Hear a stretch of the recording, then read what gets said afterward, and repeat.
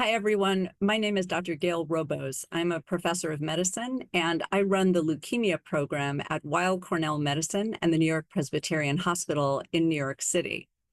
I've been asked to talk to everybody today about clinical trials because actually No AML did a poll among families and patients and caregivers. And one of the things that came out in the poll was a concern about side effects or toxicities that might be associated with participating in a clinical trial. And I thought this was a really important result to address and to broaden it a bit to talk about what do we really mean about clinical trials in acute myeloid leukemia, or AML. So first, let me set the stage a little bit. AML is a challenging disease. It's not one that we have a ready cure for. There are cures in AML. Some patients are cured, but the majority, unfortunately, aren't. And what we're constantly looking for is better treatment. How can we make our existing standard of care for AML better? And that leads to the topic of clinical trials. And I think right out of the gate, there's a lot of misunderstanding when it comes to clinical trials. First of all, most patients will assume that a clinical trial is a new drug. And I hear a lot that, well, I don't want to be a guinea pig for a new drug. So hold on a second, because a clinical trial, first of all, doesn't necessarily mean it's a new drug. It doesn't necessarily mean that it is a novel therapy, one that we don't know things about. In fact, very often clinical trials are using agents that have already been approved, but perhaps at different doses or in different combinations or being given in a different way. Whether or not a clinical trial is using a new drug, a combination of older drugs, or a combination of new and older drugs, the reason that a patient would be offered a clinical trial is because whatever would be the standard of care for that patient may not be good enough. If we know for your subtype of AML that we have a treatment that is very, very effective, that works, even if you're part of a clinical trial, we know you're going to get the treatment that works. But the question is, might you get something additional, or might we compare two different therapies to see which one is better? Clinical trials have a lot of different structures. Sometimes there will be a clinical trial of a new drug that we don't know anything about. It's brand new. And if you ask me the question, what are the side effects? Does it work? How many people does it work for? We may not know many of those answers. That's usually something called a phase 1 clinical trial.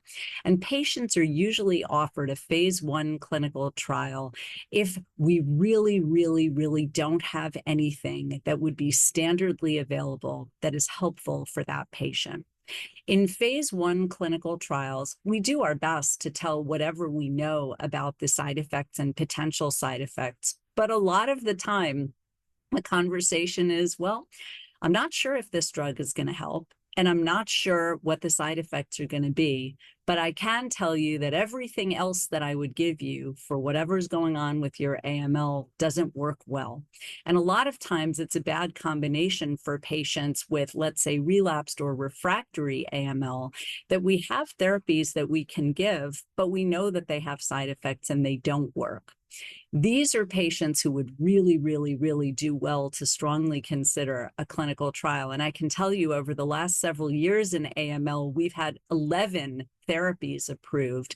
And some of my patients who've been participating on those particular clinical trials are really, really happy that they did, because some of those success stories they got to benefit from. Can we ever be sure that you're going to have a winner when you go on to a clinical trial? Absolutely not. But the success stories of the last several years should be really encouraging.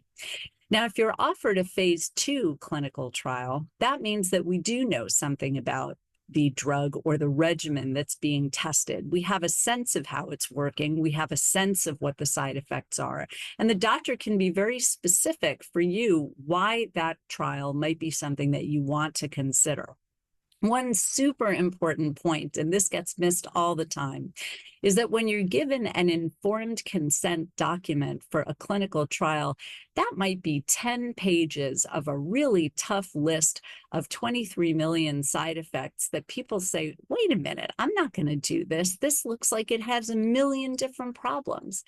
But think about it. How often are you given an informed consent document of the standard of care therapy? This is one of the crazy parts about what we call the informed consent process, that on the one hand, you're offered tons of information about a clinical trial, but you're not given equivalent information about what would be standard. And unfortunately, there's no free lunch in medicine. All medications have side effects. And if you read the package insert on a Tylenol, which I say to patients all the time, everybody thinks they're going to die in 20 minutes of taking medications that are commonly used, because package inserts are scary. They read very densely, lots of different problems and complications.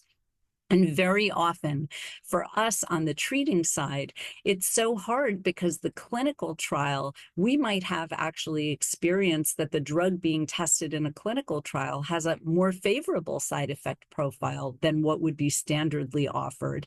And yet there isn't an equivalent document to be given for standard care. So sometimes the patients really have a very biased impression that the clinical trial is going to have more side effects than the standard. Now, here's another misconception. When you get into a phase 3 trial where we have something new, but now we want to compare it to what would be the standard of care. And sometimes, not always, but sometimes those types of trials may involve a placebo, sometimes called a sugar pill, although it may not even be a pill, that you get a standard regimen versus a standard regimen plus something else. And people will often say, well, I don't want to get the fake drug. I don't want to get the placebo. This is also a misconception because patients are always under the impression that somehow we know a deep secret that the placebo is the worse arm and that the investigational arm of the trial, that we secretly know that it works. Well, actually, that's often not the case. And there are plenty of recent stories in the AML space where actually the investigational drug in a phase 3 trial turned out not to be of benefit and didn't ultimately get approved. So what I would say is that if a drug is reaching phase 3, and if there is a phase 3 trial offered, it is very important to get patients to participate in that as quickly as possible, because we want to learn if the new drug or regimen is working. We want to get that out there to everybody as quickly as possible. But if it isn't working, then we certainly don't want to be adding on something with potential additional toxicities.